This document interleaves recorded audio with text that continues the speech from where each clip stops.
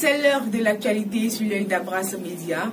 Bienvenue à tous et merci de nous rejoindre pour le 10h. Je vous en donne. Sommet santé coronavirus. De 9, la Côte d'Ivoire passe à 14 cas. Religion, les différentes communautés prennent également des mesures. Actualité politique, révision de la constitution ivoirienne. Et enfin, éducation, la ministre de l'Éducation nationale envisage des cours en ligne en cette période de la fermeture des écoles. Encore une fois, bonjour à tous et bienvenue. Le coronavirus gagne du terrain en Côte d'Ivoire. Ayant enregistré initialement 9 cas, le pays compte à ce jour 14 cas. En effet, selon un communiqué du ministère de la Santé et de l'Hygiène publique, rendu public hier vendredi 20 mars, 5 nouveaux cas ont été confirmés positifs. Il s'agit notamment d'un homme et d'une femme, tous deux âgés de 36 ans et de nationalité française résidant à Makori résidentiel. Ceux-ci ont séjourné en France pour un même motif qui était d'assister à un mariage. Cap à présent sur l'actualité politique avec la révision de la Constitution ivoirienne.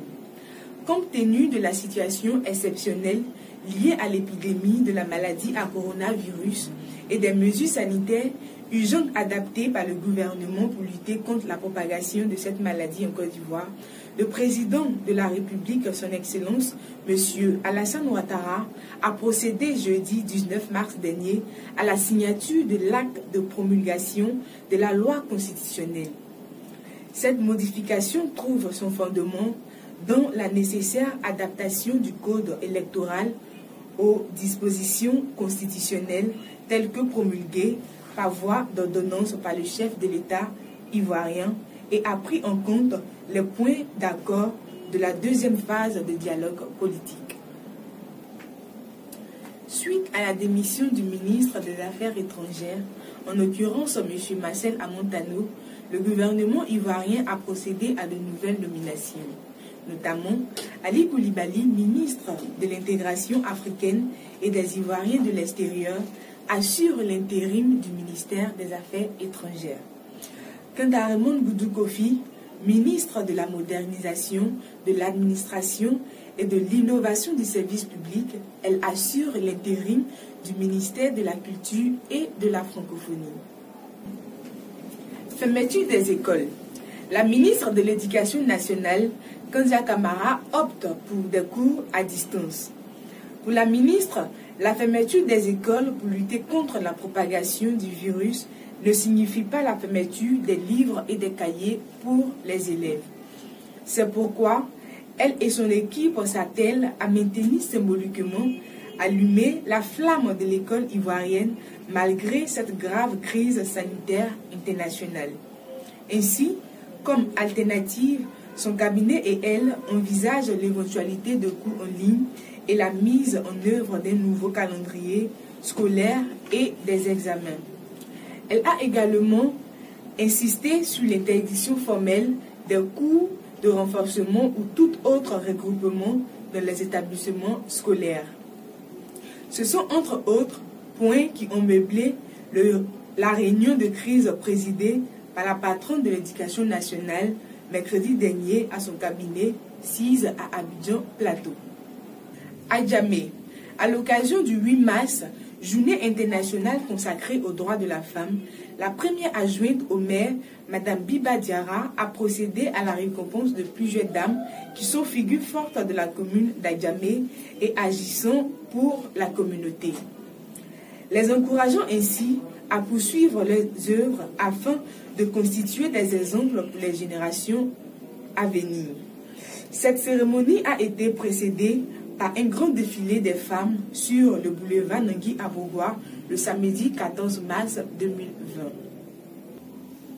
Toujours en rapport avec cette menace du coronavirus en Côte d'Ivoire, la conférence des évêques catholiques, les églises évangéliques protestantes et le COSIM ont pris des mesures pour assurer la sécurité des fidèles chrétiens et musulmans. Après celle prise par le gouvernement ivoirien concernant l'interdiction de regroupement de plus de 50 personnes. Sport. Tous les grands championnats d'Europe et même d'Afrique ont été suspendus. Quant aux compétitions de l'Hérault et de Formule 1, elles ont été reportées. À ce jour, l'Italie reste le pays le plus atteint par cette pandémie, avec plus de 4000 morts, avec un record de près de 793 morts en 24 heures. Terminons ce journal avec ce communiqué du ministère d'État, de la Défense, de la Sécurité et de la Protection civile. Fermeture à tout mouvement humain de toutes les voies d'accès et d'entrée en Côte d'Ivoire dans 48 heures pour une période non déterminée. Dans le cadre de la lutte contre la propagation de la maladie à coronavirus et après évaluation de l'évolution de la pandémie, le gouvernement a décidé de la fermeture des frontières terrestres, maritimes, aériennes de la Côte d'Ivoire à tout trafic de personnes, à compter du dimanche 22 mars 2020 à minuit. Les trafics de marchandises sont autorisés sous réserve de contrôle sanitaire réalisé par les autorités compétentes.